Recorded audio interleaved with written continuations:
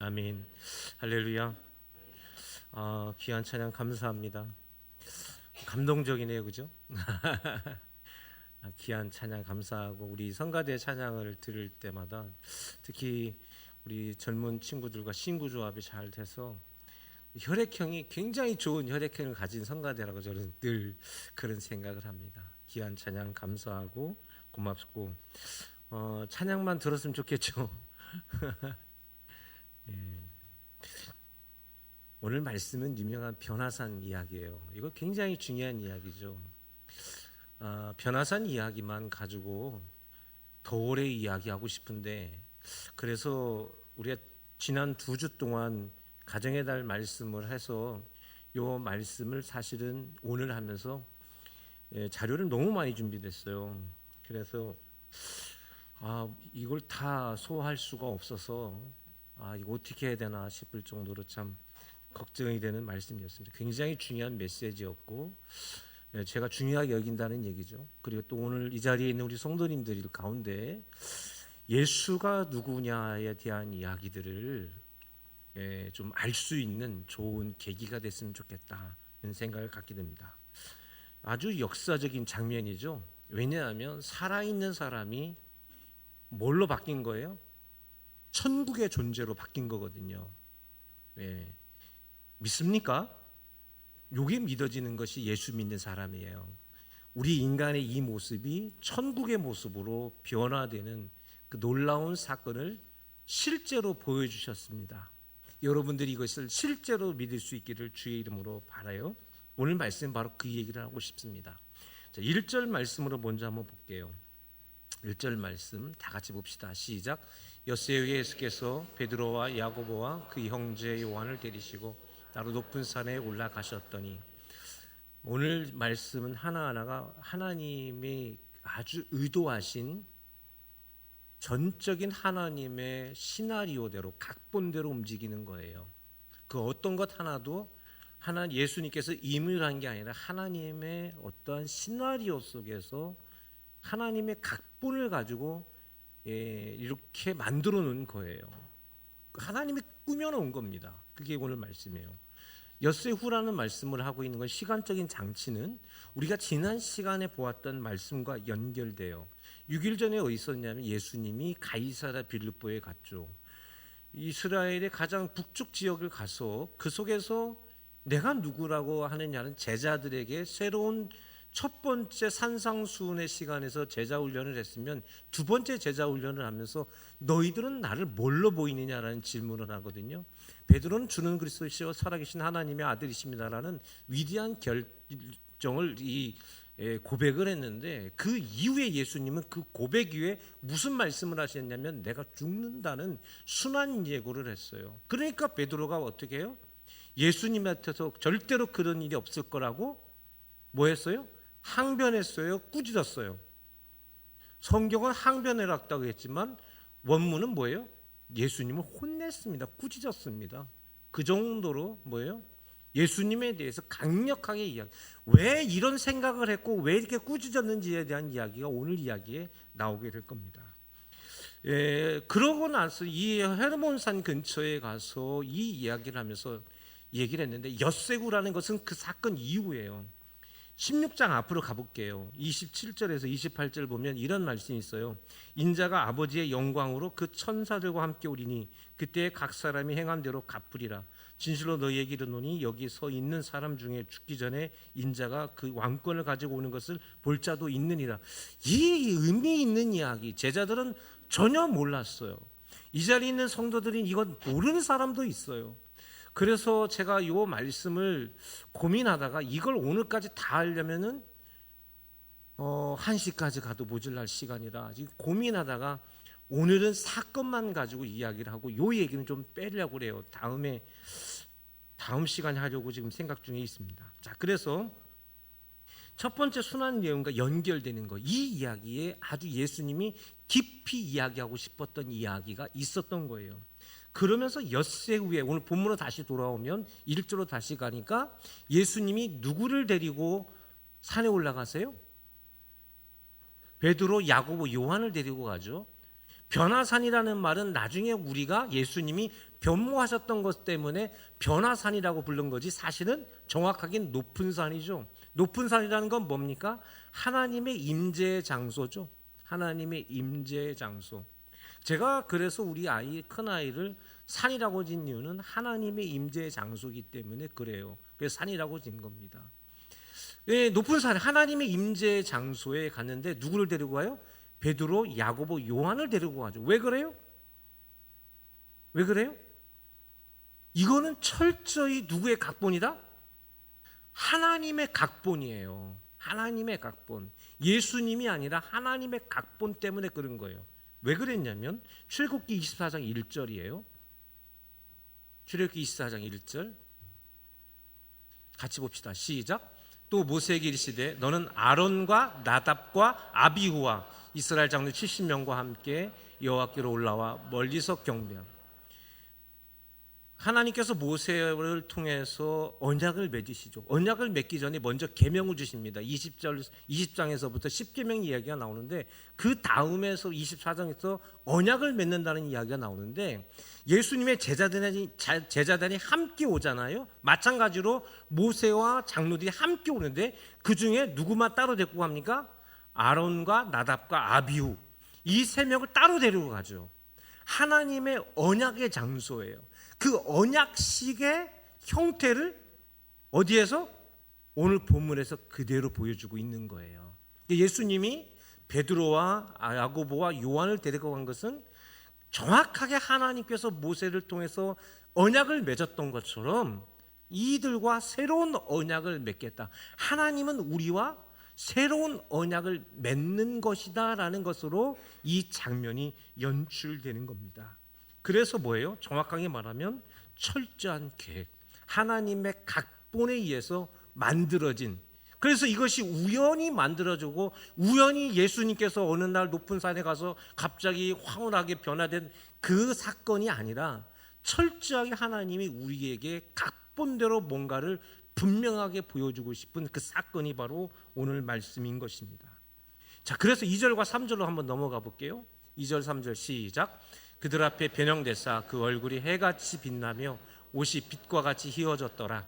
그때 모세와 엘리야가 예수와 더불어 말하는 것이 그들에게 보이거늘. 여기서 보면 예수님께서 인간과의 모습과 다른 모습으로 변형되시죠. 완전히 변형됩니다. 본질적으로 달라졌다는 얘기예요. 성질이 달라졌다는 얘기입니다. 여기서 얼굴이 잘생겨지고 피부에 탄력이 좋아지고 뭐 그게 아니에요. 완전히 성질이 바뀐 거예요. 할렐루야. 우리가 하나님 나라의 모습은 뭐예요? 예쁜 모습일까요? 아니에요. 성질이 바뀌는 거예요. 성질이 완전히 우리의 다른 모습으로 변화되는 것입니다. 자, 이 모습을 보여준 것은 직접적으로는 이 순환 예고를 첫 번째 하고 나서 제자들이 심각한 충격을 받았어요. 지금 우리가 이 나라의 새로운 역사를 만들러 가고 있는데 갑자기 죽는다고 하진 않나? 뭐 이상한 행동을 하기 때문에 도대체 이게 예수님은 도대체 누구냐 하는, 그래서 예수님을 따르던 사람들이 누구만 남아요? 다 떠나갔습니다.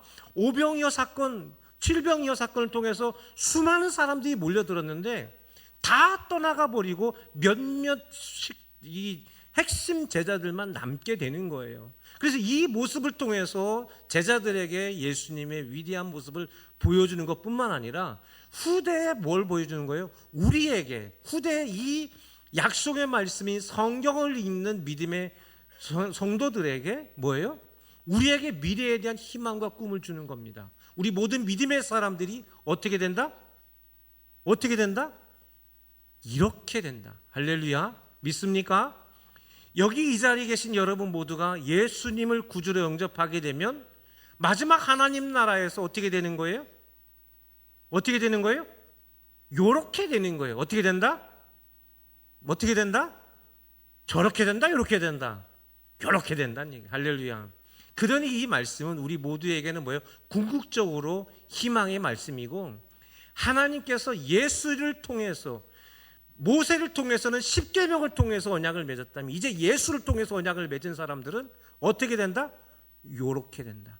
젖과 꿀이 흐르는 가나안 땅이 아니라 영원한 하나님 나라에서 완전히 성질이 변한 우리의 모습으로 변화될 것이다 라는 것을 우리에게 말씀하시는 겁니다. 그러면서 그곳에 누가 나와요? 변화된 모습에 두 사람이 같이 등장하죠. 누가 나와요? 모세와 엘리야. 왜 모세와 엘리야일까요? 결론적으로 말씀드리면 모세와 엘리야는 율법과 예언이에요. 율법과 예언.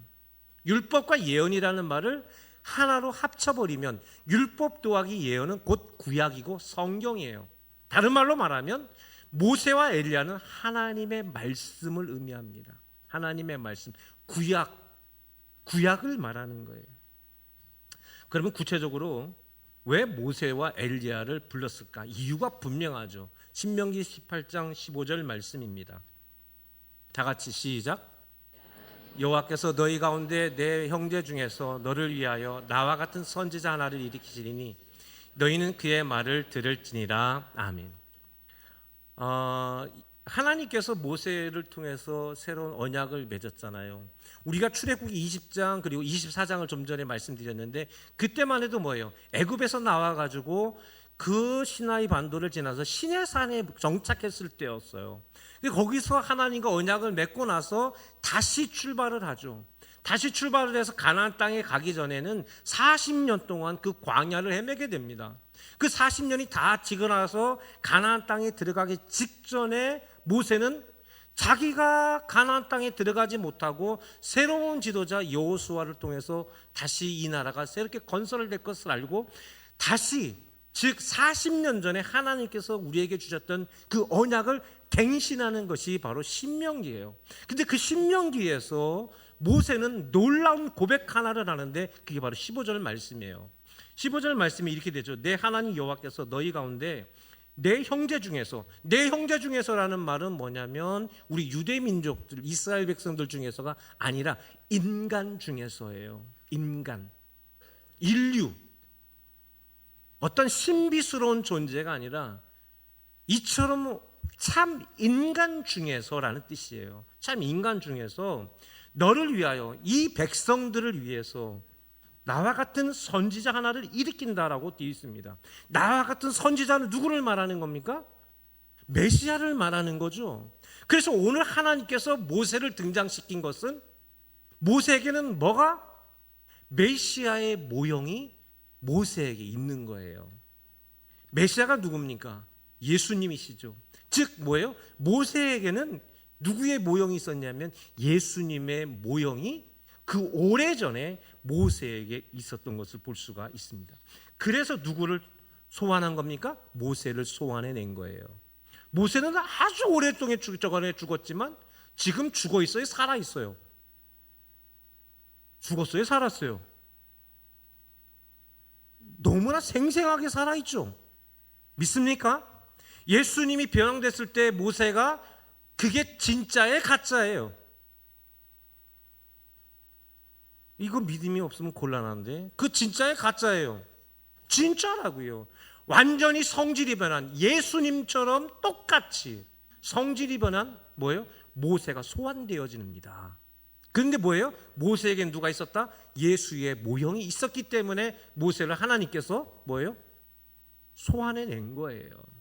그러면서 마지막에 뭐라고 말씀하세요? 너희는 뭐라? 그의 말을 들을지니라.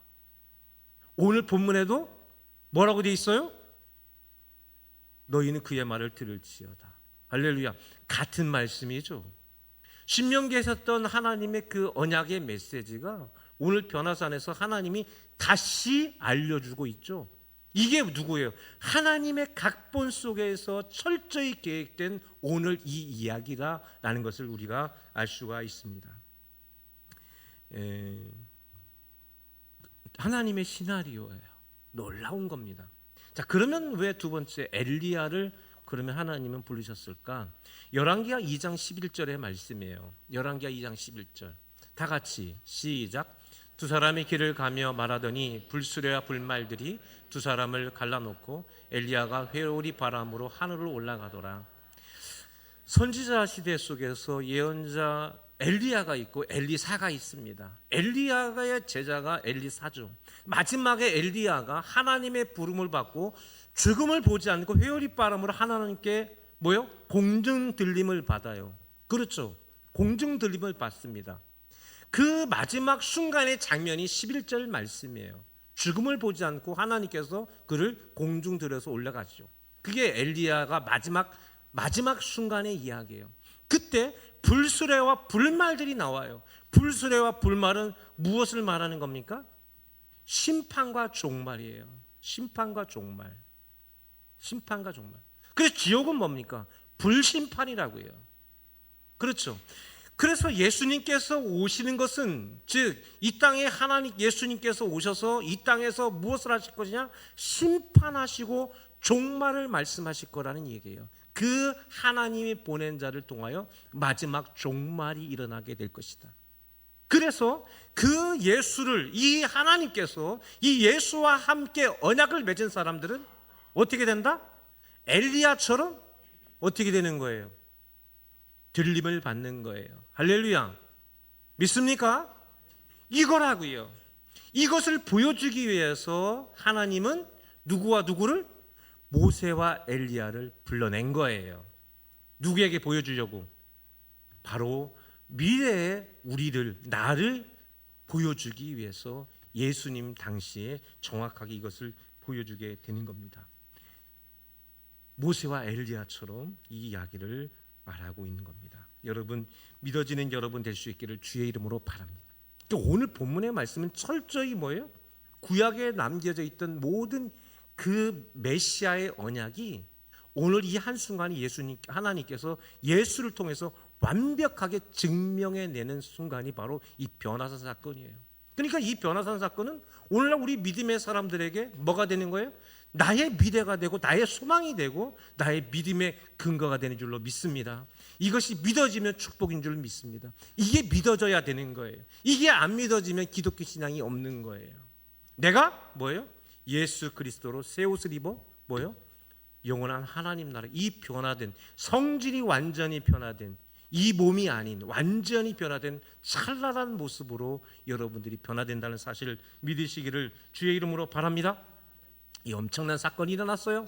입이 딱 벌어질 것 같은 이 사건이 있었는데 베드로와 야고보와 요한은 이게 이런 사건인지 모르고 있었어요. 그때 4절 말씀을 한번 볼까요? 4절, 본문 4절입니다. 시작. 베드로가 예수께 여짜이르되 주여 우리가 여기 있는 것이 좋사오니 만일 주께서 원하시면 내가 여기 초막셋을 짓되 하나는 주님을 위하여, 하나는 모세를 위하여, 하나는 엘리야를 위하여 하리이다. 늘 조심해야 돼요. 늘 조심해야 돼요. 신앙생활을 하는 우리 성도들 늘 조심해야 됩니다. 뭘 조심해야 되느냐? 아주 무가치한 짓을 베드로가 하고 있어요. 베드로는 굉장히 기특한 생각을 하죠. 이 찬란하고 영광된 모습을 보고 그 가만히 참지 못하고 지금 아무도 무슨 말씀하지도 안 하고 형상만 보았는데 갑자기 껴들어드는 거예요. 우리가 어른들이 대화하는데 갑자기 자녀가 와서 뭘 말 껴들어들면 뭐라고 말합니까? 저희 집 가정교육이 잘못됐구나. 그렇게 하죠, 그죠? 가정교육이 잘못됐구나. 여러분, 우리 성도들도 같이 대화하다 보면 가정교육이 잘못됐다 싶은 생각이 들 때가 많아요. 똑같아요. 참아야 돼요. 기다려야 돼요. 나의 말할 기회를. 근데 말을 안 하는 게 더 어른스러운 거예요. 말을 더 하게 되면 뭐 하는 사람이? 못 배운 사람 되는 거예요. 베드로가 어때요? 완전히 못 배운 사람이잖아요. 우리 신앙이 위험할 때가 뭔지 아십니까? 내가 하나님 앞에 부끄럽고 내가 죄를 지어서 내가 어떻게 하면 좋을까 싶을 때가 신앙이 위험할 때가 아닙니다. 진짜 신앙이 위험할 때는 이렇게 하나님 앞에서 기특한 생각할 때예요. 바로 앞장에서 자기가 뭐라고 고백합니까? 주는 그리스도의 살아계신 아들님의 하나님의 아들이십니다. 그랬다가 갑자기 예수님을 꾸중했다가 갑자기 뭐예요? 여기다가 초막새를 짓게. 도대체 이 사람은 어떻게 된 사람입니까? 늘 기억해야 됩니다. 내 생각은 중요하지 않아요. 내가 기특한 생각이 들 때는 항상 어떤 생각을 해야 되냐면 위기다. 하나님의 뜻이 뭘까를 찾아내야 됩니다. 할렐루야. 왜 그러냐면 5절로 한번 넘어가 봐요. 5절로 넘어가 보면 다 같이 시작. 말할 때 호련히 빛난 구름이 그들을 덮으며 구름 속에 소리가 나서 이르시되 이는 내 사랑하는 아들이요 내 기뻐하는 자니 너희는 그의 말을 들으라 하시니라. 그 말을 하고 있는데 갑자기 그 말할 때 호련히 빛난 구름, 하나님께서 그들 가운데 임하셔서 뭐예요? 모세와 아닥과 나비우와 이게 아론에게 말했던 그 순간의 역사가 순식간에 일어나고 있어요. 하나님이 베드로의 말을 들어줘요, 안 들어줘요? 이거를 요새 젊은 친구들은 전문 용어로 뭐라고 말하냐면 개무시라고 말하죠. 그러니까 아무것도 아닌 거예요, 여러분. 여러분 그걸 기억해야 됩니다. 하나님은 위대하십니다. 할렐루야. 우리가 하나님 앞에 하나님 왜 그러세요? 라고 따지는 건 굉장히 죄 짓는 짓이에요. 하나님 앞에 우리는 그런 말 할 수 있는 자격이 없어요. 그런 자격이 우리가 원초적으로 없는 거예요. 그냥 하나님이 들어줄 뿐이에요. 하나님의 역사하는 순간이에요. 그때는 우리가 뭐 해야 됩니까? 겸손히 순종해야 됩니다. 할렐루야. 신앙의 겸손이란 그렇게 만들어지는 거예요.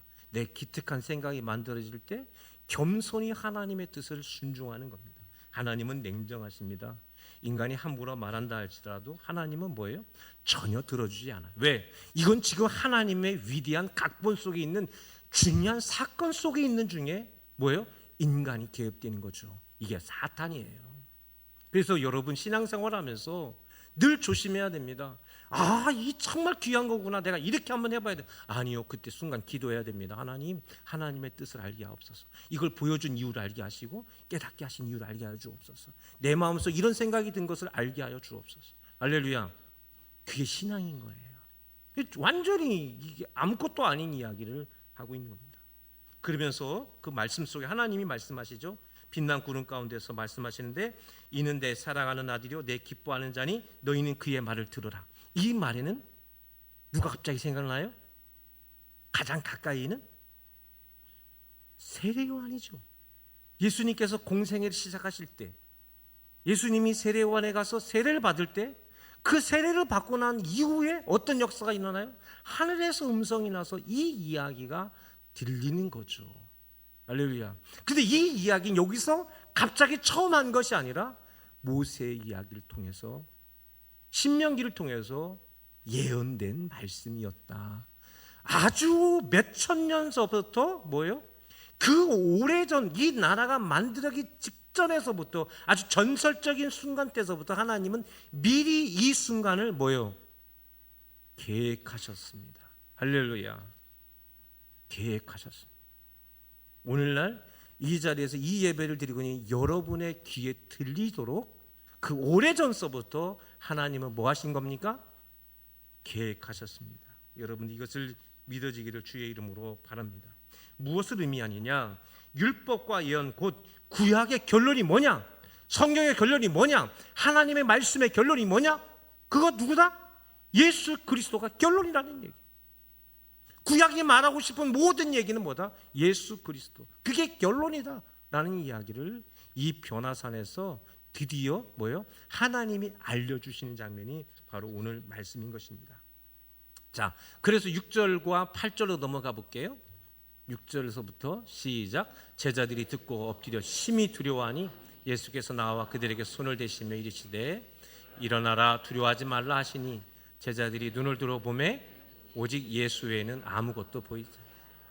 뭐만 보였습니까? 예수님만 보였죠. 매우 중요하죠. 예수 외에는, 이 표현은 마태가 오늘 우리에게 말하고 싶은 중요한 포인트예요. 이 사건을 통해서 보여준 거예요. 우리는 이 변화산 이야기를 통해서 우리 예수님은 원래 위대한 신분이구나, 우리 예수님 원래 이 하나님이시구나 라고 우리는 생각할 수 있습니다. 우리 예수님 위대하신 분이구나. 그러나 마태가 이야기하고 싶은 그게 아니에요. 마태가 이 마태복음을 기록하는 이유가 바로 거기에 있습니다.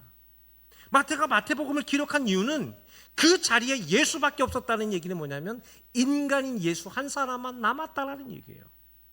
무슨 말이냐? 예수님은 누구시다? 참 인간이다라는 이야기를 하는 것입니다.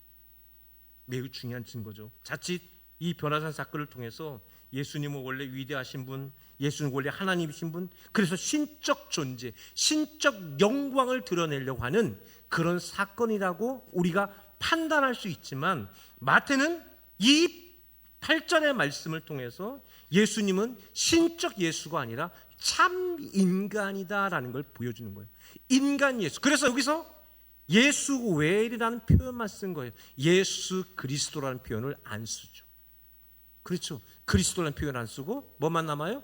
예수만 남아요. 인간만 남는다. 예수는 뭐예요? 순전한 예수만 남는 증거가 바로 이 이야기입니다. 여기까지가 이제 마태의 증거입니다.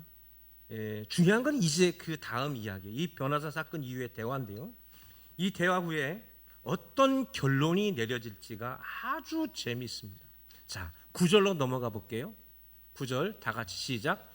그들이 산에서 내려올 때 예수께서 명하여 이르시되 인자가 죽은 자 가운데서 살아나시기 전에는 본 것을 아무에게도 이르시지 말라 하시니라. 왜 말하지 말라고 했습니까? 예수님은 왜 말하지 말라고 했을까요?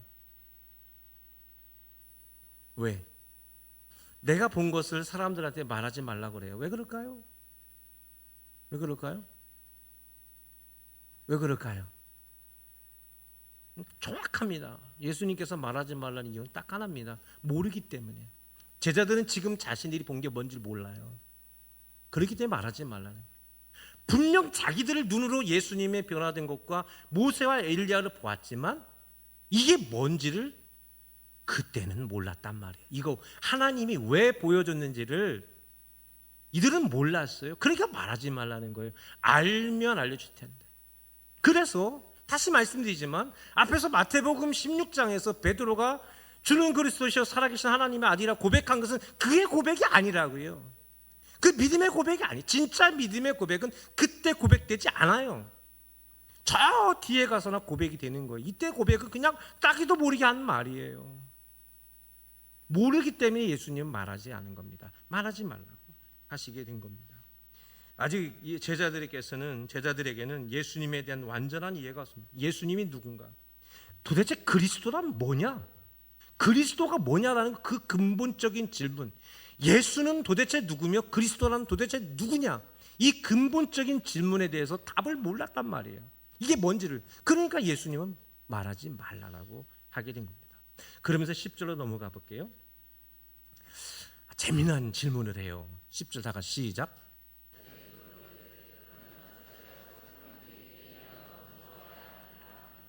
이거 굉장히 뜬금없는 질문을 하죠. 갑자기 이 아무도한테도 말하지 말아라 했는데 제자들이 물어요. 전혀 이상한 얘기를 해요. 그러면 어찌하여 서기관들이 엘리야가 먼저 와야 하리라? 이 이야기를 한단 말이에요. 이게 문제인 거예요. 이게 도대체 무슨 말인가요? 이들이 지금도 유대인들이 예수님을 안 믿는 이유가 바로 저거예요. 아주 중요한 얘기를 하고 있어요. 이게 무슨 얘기냐면 말라기 4장 4절에서 6절까지 말씀이에요.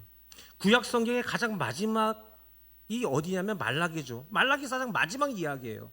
마지막 이야기 4절부터 6절까지 말씀 보면 이렇게 되어 있습니다. 제가 읽어드릴게요. 너희는 내가 호렙에서 온 이스라엘을 위하여 내 종 모세에게 명령한 법과 율례와 법도를 기억하라. 이 이야기가 24장에서도 출애굽기 24장에서 보여줬고 신명기에서도 이야기했죠. 그 이야기를 4절에서 하고 있는 겁니다. 보라, 여호와의 크고 두려운 날이 이르기 전에 뭐요? 심판의 날. 모세와 엘리야 이야기하죠. 심판, 불수레와 불멸공을 말하죠. 이르기 전에 내가 누구를 보낸다?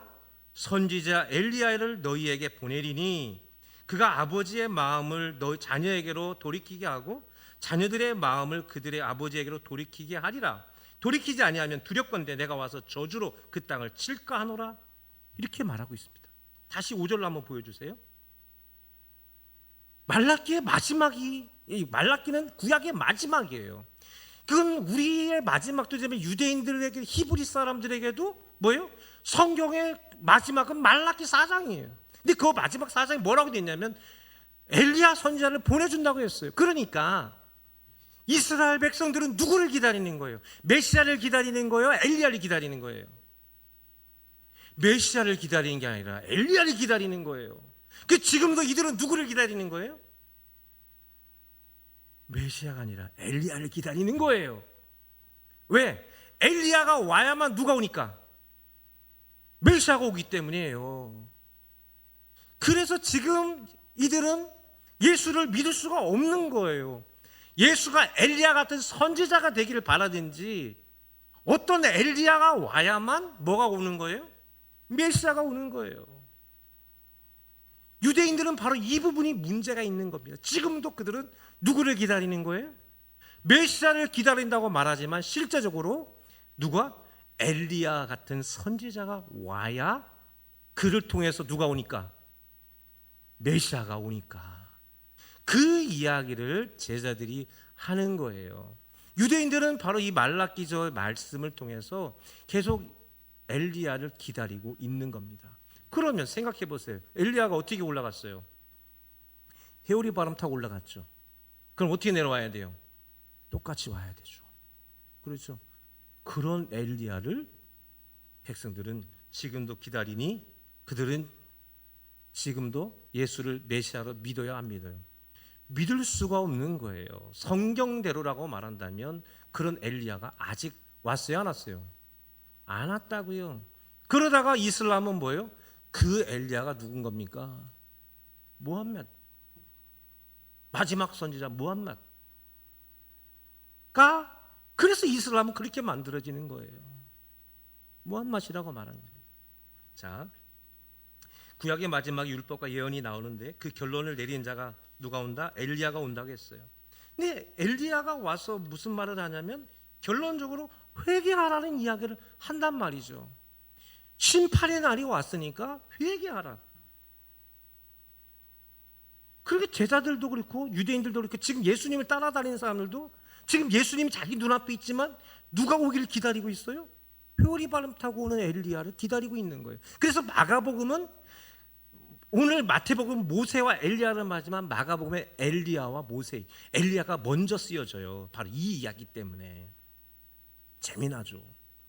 마태복음 3장으로 한번 가볼게요.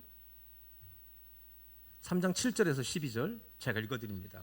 요한이 많은 바리새인과 사두개인들이 세례 베푸는 대로 오는 것을 보고 이르되 독사의 자식들아 누가 너희를 가르쳐 임박한 진노를 피하라 하더냐. 그러므로 회개하에 합당한 열매를 맺고 속으로 아브라함이 우리 조상에게 생각하지 말라. 내가 너희에게 이르노니 하나님이 능히 이 돌들로도 아브라함의 자손이 되게 하시리라. 이미 도끼가 나무 뿌리에 놓였으니 좋은 열매를 맺지 아니하는 나무마다 찢겨 불에 던지리라.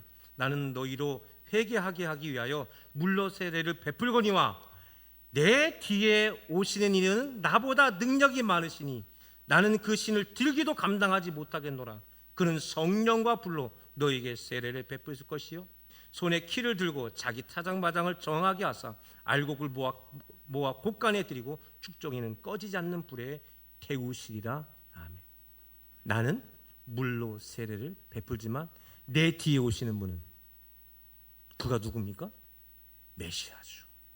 그래서 오늘 본문으로 다시 돌아가 보면 본문으로 다시 11절에서 13절까지 오늘 본문 11절부터 13절까지 한번 읽어봅시다. 시작. 예수께서 대답하여 이르시되 엘리야가 과연 먼저 와서 모든 일을 회복하리라. 3장에서 얘기했죠. 12절 시작. 내가 너에게 말하노니 엘리야가 이미 왔으되 사람들이 알지 못하고 임으로 대우하였도다. 인자가 이와 같이 그들에게 고난을 받으리라 하시니 13절. 그제서야 제자들이 예수께서 말씀하신 것이 세례 요한인 줄을 깨달으니라. 이제서야 뭐요? 선지자 엘리야, 하나님이 약속한 엘리야가 왔다 안 왔다? 이미 왔는데 어떻게 됐어요? 죽었잖아요. 엘리야인 걸 알았어요, 몰랐어요? 몰랐다고요. 모르니까 어떻게 했어요? 죽여버렸어요. 예수님은 뭐라고 말씀? 모르니까 입 닥치고 있어라. 그래서 모르니까 메시아인데도 불구하고 어떻게 해요? 십자가에 못 박혀 죽여버립니다. 죽을 때까지도 예수님의 제자들은 예수가 메시아인지를 몰랐습니다. 나중에 가서 예수님께서 죽으시고 부활하시고 승천하시니까 그제서야 뭘 믿어요? 예수님이 메시아였다는 이 말, 변화산에서 하셨던 이 말씀이 그제서야 완전히 믿어지게 된 줄로 믿습니다. 할렐루야. 그러고 나서 말하게 된 거예요. 예수님의 부활과 승천을 맛보지 않았다면 이들은 절대로 예수가 메시아라는 말을 못하는 거예요. 자, 그래서 어떻게 됐나 볼까요? 베드로후서 1장 12절에서 21절에 이렇게 봅시다. 베드로가요 마지막 죽으면서 이런 얘기를 해요. 제가 읽어드립니다. 그러므로 너희가 이것을 알고 이미 있는 진리에 서 있으나 내가 항상 너희에게 생각나게 하려 하노라. 내가 이 장막에 있을 동안에 너희를 일깨워 생각나게 함이 옳은 줄로 여기노니 이는 우리 주 예수 그리스도께서 내게 지시하신 것 같이 나도 나의 장막을 벗어날 것이 임박한 줄 암이라. 내가 이제 죽게 되었다. 나는 이제 죽음이 얼마나 순교당해 죽죠. 내가 이제 죽게 됐는데 나이도 많아요. 내가 예수 그리스도야, 예수님이 나에게 명령하신 것을 내가 너희들에게 말하겠노라. 이렇게 하면서 마지막 유언을 하는 이야기가 베드로서 1장 이야기예요.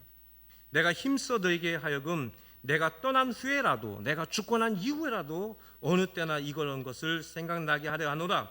우리 주 예수 그리스도의 능력과 강림하심을 너희에게 알게 한 것이 교모에 맞는 이야기를 따른 것이 아니요 우리는 그의 크신 위엄을 친히 본 자라. 무슨 말이에요? 예수님에 대한 이야기가 거짓말이라는 거예요, 진짜라는 거예요.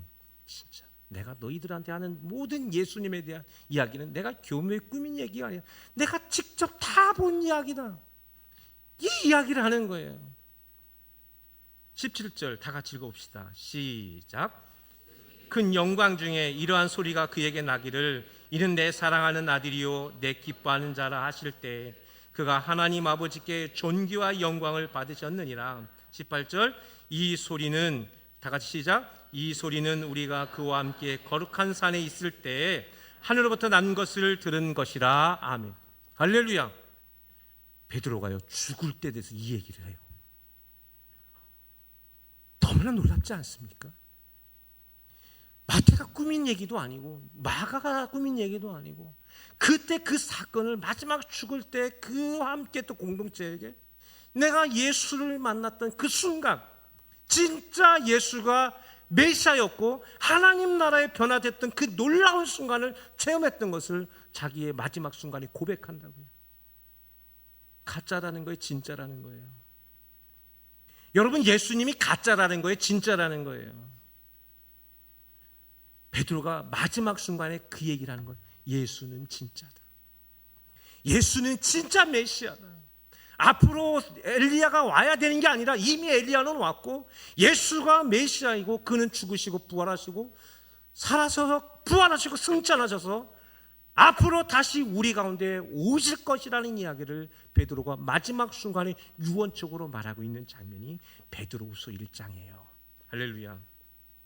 그래서 19절부터 보면 또 우리에게는 더 확실한 예언이 있어 어두운 데를 비추는 등불과 같으니 날이 새어 샛별이 너희 마음에 떠오르기까지 너희가 이것을 주의하는 것이 옳으니라. 먼저 할 것은 성경의 모든 예언은 사도의 풀 것이 아니니 예언은 언제든지 사람의 뜻으로 된 것이 아니요 오직 성령의 감동하심을 받은 사람들이 하나님께 받아 말한 것임이라. 아멘. 성경 66권이 누구를 얘기한다? 예수 그리스도를 얘기해. 할렐루야. 그게 결론이야. 그건 가짜자 진짜다. 그 얘기를 해요. 17장에서는 초막셋을 짓겠습니다. 엉뚱하고도 바보 같은 짓을 하잖아요. 예수님을 온전히 영접하고 깨닫고 나서 그가 변화되고 난 이야기가 뭡니까? 예수는 진짜 있습니다. 예수님에게는 가짜가 아닙니다. 그 이야기를 하고 그는 죽습니다. 소마의 가족 여러분, 예수님은 가짜가 아닙니다. 예수님은 진짜입니다. 할렐루야. 여러분, 그것을 베드로가 자기의 목숨을 바쳐서까지 간절하게 그의 공동체에게 고백하는 거예요. 예수는 진짜야. 내가 그것을 보았고 너희들도, 나도, 너희들도 그렇게 변화가 될 것이다. 할렐루야. 우리 소망의 모든 가족들이 이 믿음이 확실히 있기를 주의 이름으로 바랍니다. 아버지 하나님 감사합니다.